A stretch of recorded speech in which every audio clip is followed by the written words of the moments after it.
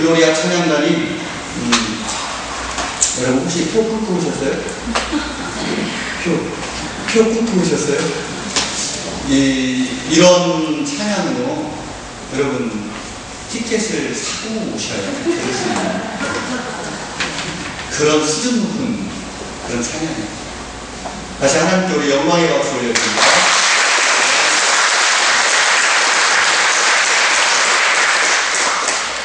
한 할머니가요, 이제 손자와 손을 잡고 해변을 거닐고 있었어요.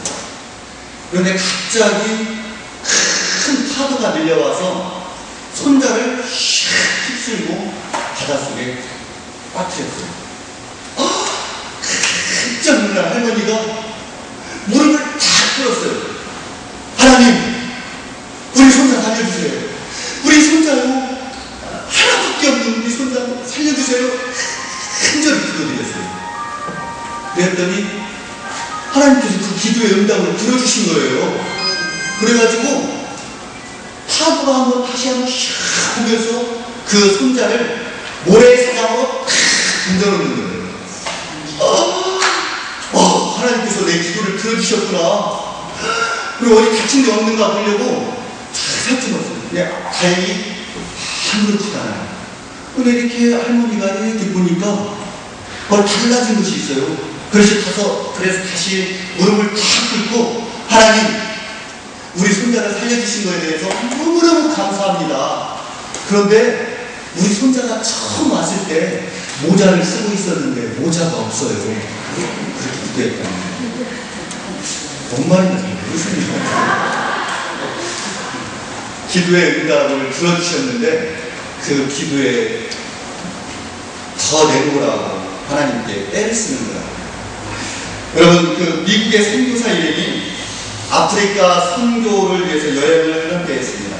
그런데 한참 동안 이제 그 선교사 일행을 인도하는 그 아프리카 그 원주민 지인분들이 갑자기 다 자리에 주지 않는 거예요. 우리는 도저히 못하겠다. 당황을 하는 그 선교사 일행이 설득을 하고 돈을 더 줄게 좀 가자. 아무리 그래도 안 가더라는 거예요. 한 원주민이 이제 따라왔는데 그 선교사들에게 이렇게 얘기를 하더라고요. 우리는 당신들 백인들 때문에 너무 빠른 속도로 여기까지 왔습니다. 이제 우리 몸은 여기까지 왔는데 우리의 영혼은 저쪽 주위에서 우리의 몸을 따라오지 못합니다. 이렇게 얘기하더라고요. 여러분, 오늘날 현대인들이 너무나 바쁘게 살아요. 시간에 쫓기며 살아요. 뒤를 돌아다볼 겨를도 없이 앞만 보고 그렇게 뛰어가면서도 허겁대고 있는 거예요. 도저히 시간을 내지 못하는 그런 상황까지 온 것 같아요. 그래서 바쁘게 일을 하면서 정말 피곤해라는 탄식이 입에 배어있고 또 쉬고 싶다. 정말 원 없이 잠을 자고 싶다.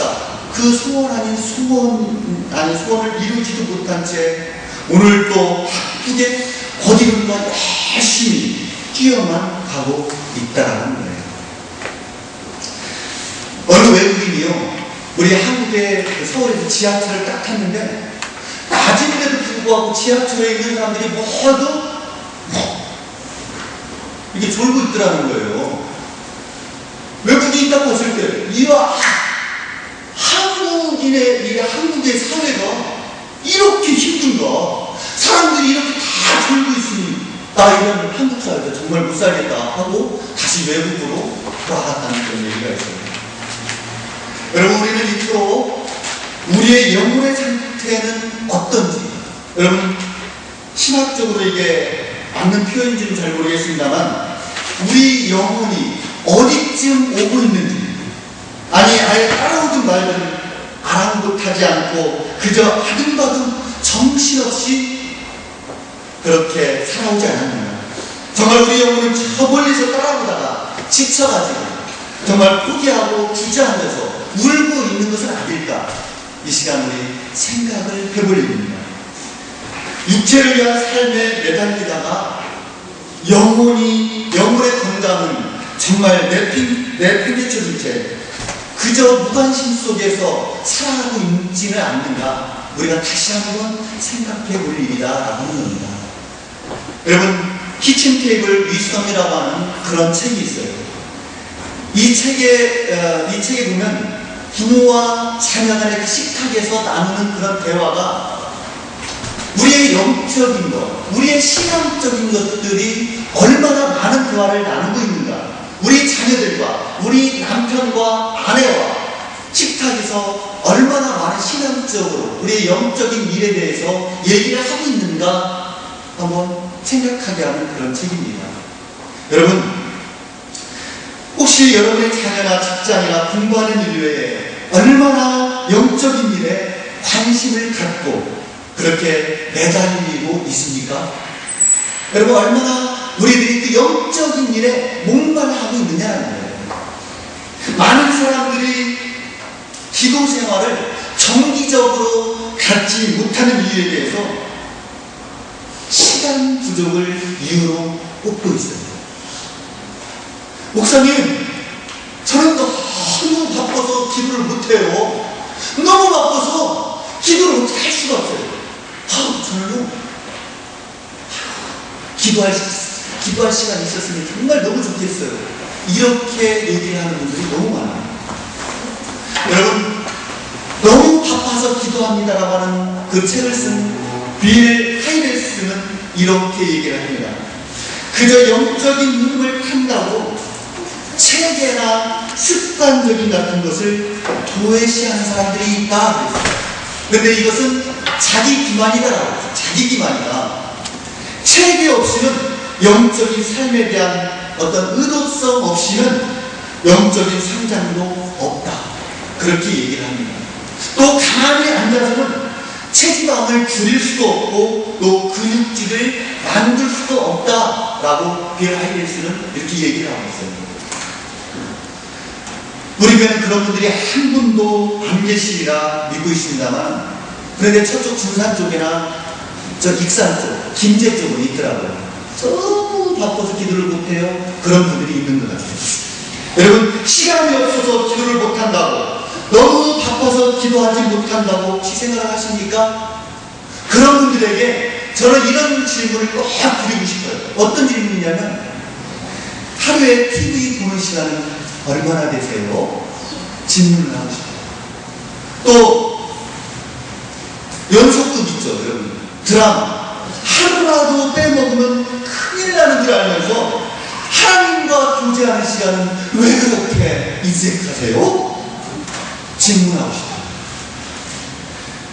여러분, 좋은 프로는 밤을 새워 보면서도 그 새벽녘에 1시간 나오라고 그러면 난 못 나가, 바빠서 출근해야 돼, 밥 해줘야 돼, 남편 밥 해줘야지, 바빠서 못 나가.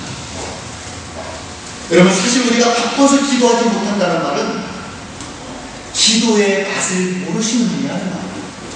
기도가 무엇인지 몰라서 그렇게 하시는 말씀이라는 거예요. 네. 여러분, 기도의 맛을 한번 보기 시작하면요, 그 맛을 알면은요, 우리가 고기 먹어본 사람이 그 맛을 안다. 여러분, 그 맛을 알기 시작하면은 기도하지 않고서는 못 견디는 거예요. 기도의 맛을 알면은 내가 눈을 끓지 않고서는 도저히 견딜 수가 없다는 사실을 여러분 믿으시기를 바랍니다. 네. 기도는 뭐예요, 여러분? 여러분, 기도가 우리의 소원을 알고 우리의 그 기도의 응답만을 다 갖는 것이 기도예요. 아니잖아요. 여러분 다 알고 있잖아요. 기도는 우리의 일상사를 하나님께 맡기고 그 일에 대한 하나님의 계획을 무르는 것이 바로 기도예요. 그래서 그 일들을 하나님이 정말 원하고 계신지, 우리의 계획을 하나님이 원하고 계시는지 원하지 않고 계시는지 물어보는 거예요. 우리의 소원을 다 알아가지고 소원 들어주십시오. 하는 것이 기도가 아니라 우리의 일상생활에서 하나님 기도하면 어때요? 그래서 기도라고 하는 것은요, 영적인 하나님과의 호흡, 영적인 대화다, 그렇게 말씀드린다는 거예요.